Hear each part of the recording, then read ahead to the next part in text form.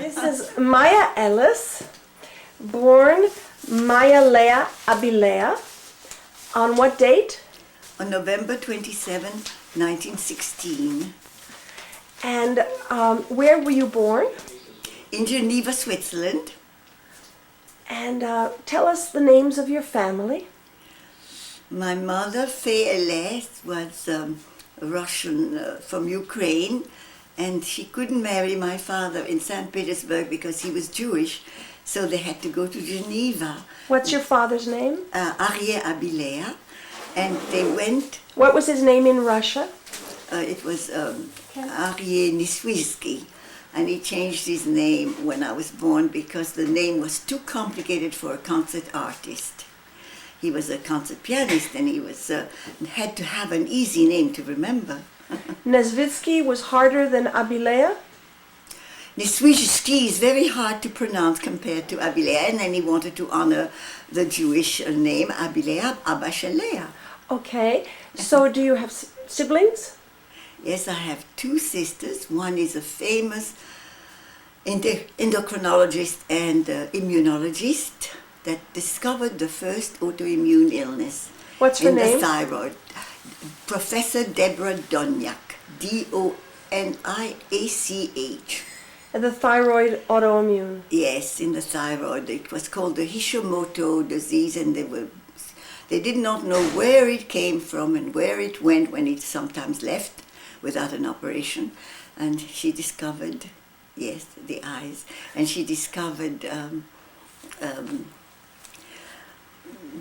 everything with her chemist, and received a great prize in America. Who was Mr. Hashimoto then? He was a Japanese doctor who diagnosed it but didn't know where it came and how it came. I see. And your other sister?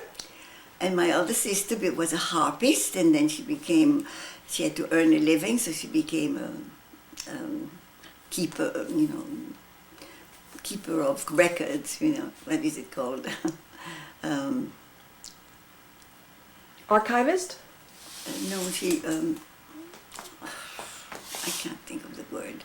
Never mind, it doesn't matter. She is a very lovely person, but she's now very old, older than I. Both the sisters are older. Yes, I was a baby. And Deborah is not around anymore? No, Deborah died 4 years ago. Can you tell us Deborah's children's names? She had a son, Sebastian Donyak, who became a great scientist and is a working professor at Stanford University. Very great man. One child they had? Oh, yeah, well, yes, just one that survived. Uh-huh. And your other sister, Miriam she has had children? Two wonderful sons who succeeded very well in life as What are their electronic names? engineers. Their names? One is John Bendor, and the other one is George Bendor. Uh-huh. And they are both working in their electronic jobs. In Boston? Well, yes. One is in Boston, one is in Baltimore. Okay. So, And at age 11 you said, up until 11 you lived where? I was in Palestine from the age of 5 till the age of 11. 11?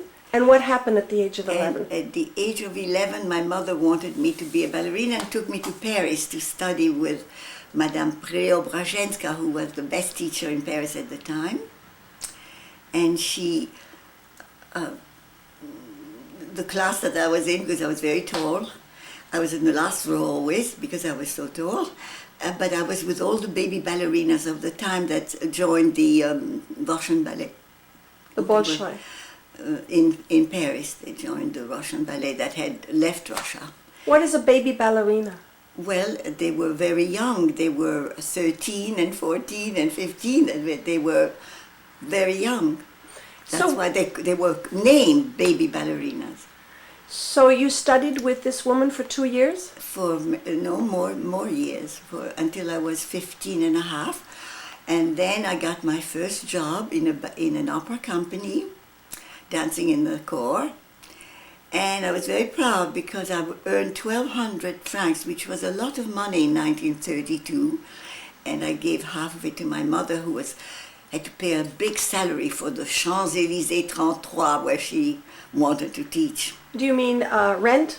Rent, yes, Right. rent. So where was she, when she left you in Paris, where did she go? She went to America with my father to concertize for 2 years, and then the crash came, 29, and then they had come home because there was no more work. So your other two sisters were left in Palestine? So my two sisters were, yes, in Palestine, and my parents came back to Paris, and then they came back. They joined us. Who did you stay with in Paris by yourself? Well, I stayed with a Russian family. Who were not so pleasant? Well, not always, but you know Okay. how it is to be all alone, not knowing the language yet very well. And I was in the school. Of course, I was learning very fast. You know, children learn so fast, and I caught up, of course, but it was very hard the first year. So by this time you spoke Russian I spoke many Hebrew? languages very badly. and French. Well, the French was very poor because I had forgotten much of it. Italian was my mother language at that time because we lived 2 years in Italy. And so naturally I picked up the Italian so easy, and the French a little bit, you know, my mother, and the Russian, of course, my mother tongue. And German because I was in Vienna a year. So German became also my childhood language. And Yiddish because when I got to Palestine, they were all speaking Yiddish. I learned Yiddish. And Hebrew. Yiddish or Hebrew? Hebrew, yes, I went to school. But not Yiddish. But Yiddish I learned Also. in the streets. I mean, Oh. by living you learn. I didn't study Yiddish, Right. but you learn. If you know German, Yiddish So is very easy. I'm not sure, when is it that you lived in Vienna and I lived Italy? in Vienna after Italy. 2 years in Italy and 1 year in Vienna. Is that before France? Before Palestine. Before Palestine? Yes, before Palestine. And after Palestine, I went to Paris in 27 to study. To be a Okay, dancer. so now you're 15 and a half, you have your first job, you Yes. made some money. Your mother is opening up her studio at At 32, the 33 Champs-Élysées. 33 She had Champs-Élysées. many acquaintances like the Rothschilds and the Duchess of so-and-so and the Countess of so-and-so. So she had a beautiful clientele to start with, but she needed many people to have a school. So it took a little while. And she was also acquainted or friends with Isadora Duncan. Well, that was before I was born. That was in Geneva. In Geneva. Yeah. So where is your father at this point? At this point, my father is in Jerusalem. I'm trying to think, because when I was 13, he was in Paris and my mother had a job. That was before my first job. And when I was 13, before I went to, I was taking care of my father because my sister Mira was in Palestine and my sister Deborah was away. Or else if she was in Paris, she had a job for the summer, because they were going to the lycée. Yes, they were already in Paris by then. You know, it's hard to remember the sequences, but Eventually your parents split up and he went to Palestine. But when I was 17, Papa went to Jerusalem to live, and my mother said, "I want to live in Paris," and that's that. Uh-huh. And then I went for a trip in America in '37 for just a pleasure trip and to sell the sculptures of Lil Bezalel. Wait, let's go back up a little bit. Yeah. Back up a little bit. Your father, what was he doing in Jerusalem? He started to teach at the conservatory and give concerts and play on the radio, and he was very busy there. He back And in teaching. at the Rubin Academy, maybe. Yes. In Russia, he had formed a Jewish folklore music society. I don't know very much about that. No, But okay. my cousins know about it. Right. And his brothers changed their name to Abilea. Yes, also. they didn't want to be Nishvijski because it's too hard to pronounce. And Abilea was a Hebrew name, and they all came to Palestine. Uh-huh. They all followed him in Palestine because he was such a Zionist, such a strong Zionist. He influenced his brothers Uh-huh. And I had read when I looked him up, I read that he was known for music that is now sung in every home at Passover. Yes, well, he composed also a little bit on the side. But, you know, I was far away. He was there. Right.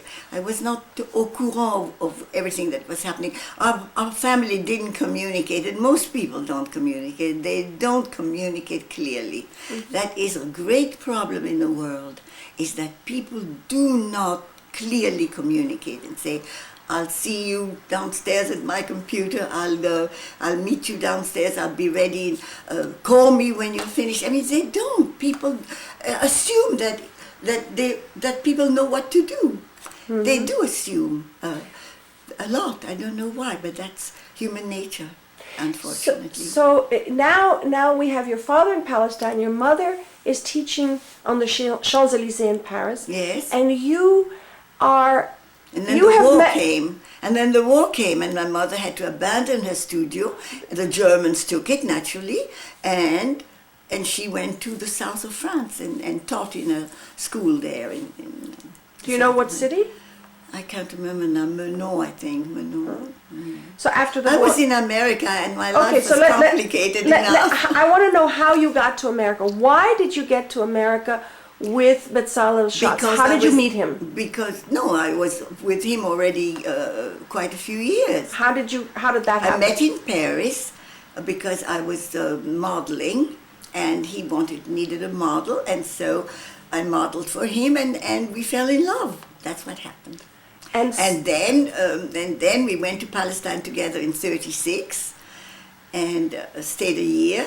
And in '37, we went to America together to sell his father's sculptures, bas-relief, Boris Schatz, right. A great relief sculpture of Jewish themes, and then his own paintings, because when he was in Paris, he studied with Bonnard, and he was a very good painter. What were you doing for the year in Jerusalem or in Israel? Well, in Israel, I gave one recital of my dancing, I gave one recital where my sister Miriam played the harp, and my friend, famous pianist, but I can't think of her name right now, she played the piano, and it was in Jerusalem, and it was in Tel Aviv, one in Jerusalem and one in Tel Aviv. It was very lovely. I was young. So did you meet Bezalel's parents? I thought you told me once that his mother was not totally approving of you. My father's mother did not approve. No. My mother? Bezalel's mother. Oh, Bezalel's mother was in love with her son, so she didn't like me. She was very much in love with her son. That happens very often when the father dies. Oh, he had died? Yes, he had died, and that's why she was a widow, and she just hung on to him. Uh-huh. And the daughter was a wonderful daughter, but she didn't get on with her daughter. That happens too. Oh, I forgot her name. Zahara. Zahara Schatz. Schatz, right. So you and Bezalel went off to New York. Yes. On a great adventure to sell the father's work. Yes. And to make a new life. Well, no. We just went to sell the works, and then he was going to go back to Jerusalem. And then what happened? And then the war came. And it was '37, so he didn't go during the war. He went to California to sell. The war was '39? No, but I mean the beginning of the war, where Hitler invaded. And it was '39. Yeah, but he started already earlier. I mean, I don't remember the dates, but right. he was busy getting there. But Bezalel wasn't thinking of going back to Jerusalem. Not until after the war he went to Jerusalem, and then he lived in his house. He had a beautiful house in Jerusalem, the parents' house, and then eventually the mother died, and he married a California girl when he was in California and everything, and then he was known in Jerusalem. But you and he in New York split up. He went to California? We split up when he went to California because his mother was unbearable and I couldn't take it. Uh-huh.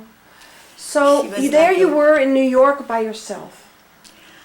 Yes, but I had cousins. My brother's children were there. Your brother? The brothers of my father were in New York. One brother and one cousin, and so I was. They were two sons of one brother that were in New York, and so I had family there a little bit. They were called Abilea also? No, they were called Russotto. Rusotto? Yes, he took the name Russotto because it was the area of music in New York where the Italians were the big shots. You know, the 1900 and something. The Italian music was in London and in America, everywhere. What was this uncle's? The uncle was Baruch Russotto, and the other one was my cousin was Leo Russotto, and he was a very good pianist. So the family was incredibly musical. Very musical, because my father's father was a chazan. In Russia. In Russia, yes. So you have A cantor, and my father was so brilliant. He gave his first concert at 6. a child prodigy. A Wunderkind. Yeah. Mm-hmm. Yes. So what did you do to survive in New Oh, York? I immediately got a job. I was a pretty girl. What did you get a job as? I was modeling in a company called Pagano that made the catalogs for this business that, they did a lot of mail order things. Uh-huh. And so I was a model for the dresses that they were putting in the catalog. And sometimes they made drawings, and sometimes they made photographs. But, and then I was an errand girl. I was a young girl, 20. and 20? And I got $20 a week, and I thought I was a millionaire. So where did you end up living? 1937. Well, I lived with my cousins a little here and there, pension, and I Right. had enough money to give them for my pension and enough money to travel. It was 5 cents a ride. It was marvelous time. The cafeteria, you could eat for 15 cents, a very delicious dish, and you could have really a dinner for 50 cents. 50 cents. It's amazing. You wouldn't believe it. And in a restaurant, you could eat for $1 in a real restaurant. Wow. $1 or $1. Dollar. Yeah. I don't remember the exact detail because you take it for granted. My father arrived in New York in 1937, and he also fell in love with America and New York. Oh, yes, it was Yes. marvelous. But it was so elegant. You can't imagine how elegant the people were in the streets. You never saw a man without a shirt and a tie and a suit. Now they're going with sneakers, running shoes. It's totally casual now, New York. Yes. And what do you think about that? Well, I think it's too bad because it's a little bit too much, that's all. But it's nice during the day, but not at night. At the opera, they go with sneakers and blue jeans, and, it's too bad, but that's the way it is. A generation is So tell me a few more of your jobs, because not until you were 30 did you decide to teach. I went to my dancing class as soon as I could because I had to recuperate. The dancing. I did not study for about 2 years. Right. And then I got a job in a Radio City musical. Then I got a job traveling with the musical I Married an Angel. And then I got the ballet Russe. When I was in 1940, I joined the Russian ballet. So that was 3 years after.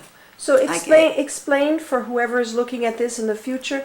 There's two Russian ballets. Yes, the Diaghilev that left Russia in 1920 something, 27 I think, or 25, for a tour, never returned to Russia, and they separated because they were a big company and disagreed on what style to have. So I stayed with the old-fashioned ballet Basile that did the 3-act operas, ballets, and he and Balanchine went with the Monte Carlo ballet, and Messine also went with him. But we did the ballets of Myrcine, the full long ballet of Myrcine. They're wonderful works. So did you travel with the Basile? All over the group, United States and all over Canada. And then they went to South America, and my boyfriend at the time didn't want me to go to Brazil because he said it's dangerous there, and they went faillite there. They went bankrupt there. Bankrupt. And so they dismantled. Some people married there, some people stayed there, some people came back. So it was a good thing you stayed here. So it's a good thing that I did not go, but I'm sorry I didn't see, was it Brazil or Argentina or both? I don't remember now.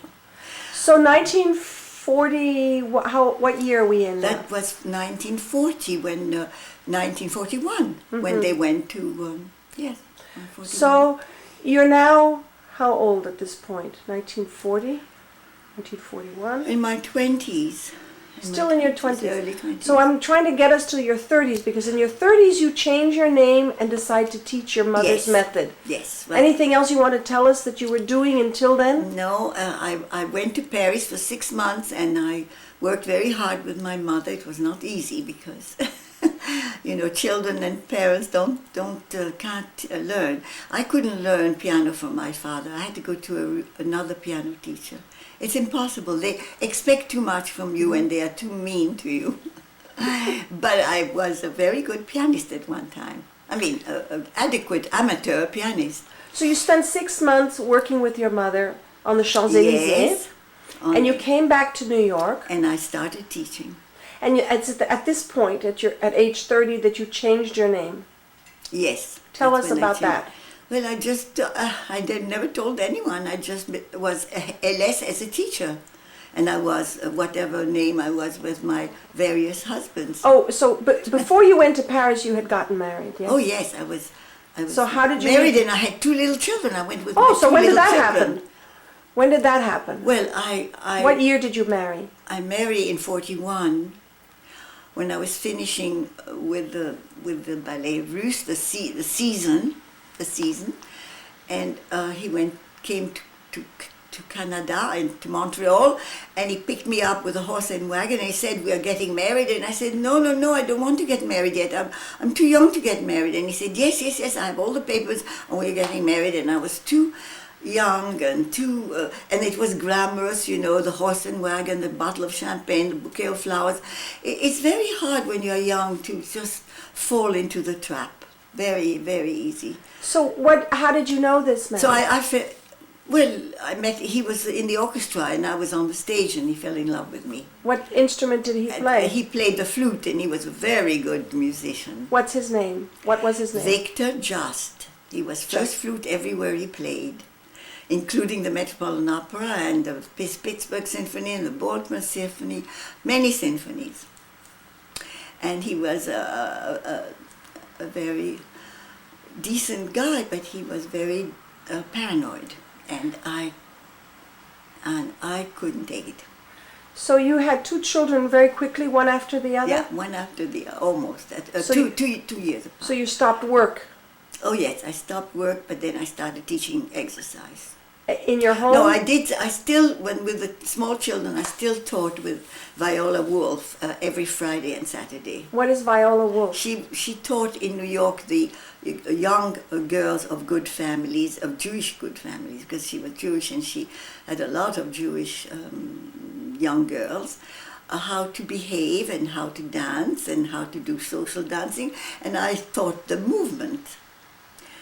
How to be gracious. A little bit of ballet, a bar, a little bit of this, a little bit of that. Just, a little bit. It was not professional. It was just amateur and for their well-being. Mm-hmm.